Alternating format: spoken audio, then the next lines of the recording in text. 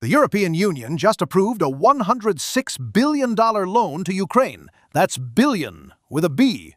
After months of Hungary blocking the deal, Viktor Orban finally lifted his veto, Russian oil started flowing through a pipeline again, and the money is on its way. Zelenskyy says the funds will strengthen the army and boost production. The EU says it's to help Ukraine's war-ravaged economy, and both of those things might be true. Let's talk about what else is happening in Ukraine while billions in loans and aid pour in.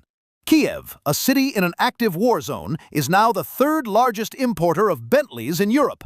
Third, behind Padua in Italy and Rotterdam in the Netherlands. 20 Bentleys sold in 2025 alone, each one costing between $400,000 and $450,000.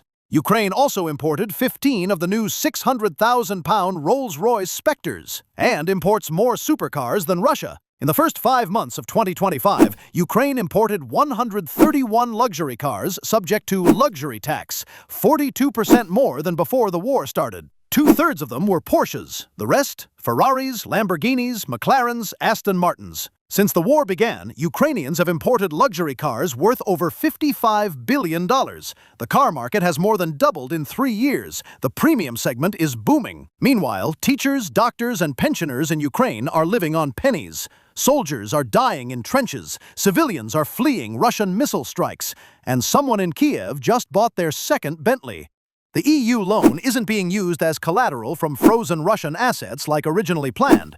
Belgium, where most of those assets are held, blocked that. So the EU is borrowing the money on international markets instead. Taxpayer-backed loans for Ukraine, where the luxury car market is outperforming most of Europe. Zelenskyy thanked his European partners for their support, said the funds will be delivered as soon as possible. And in a few months, someone in Kiev will probably be the proud owner of Europe's 4th Bentley of the year. I wonder where the money comes from and who drives them.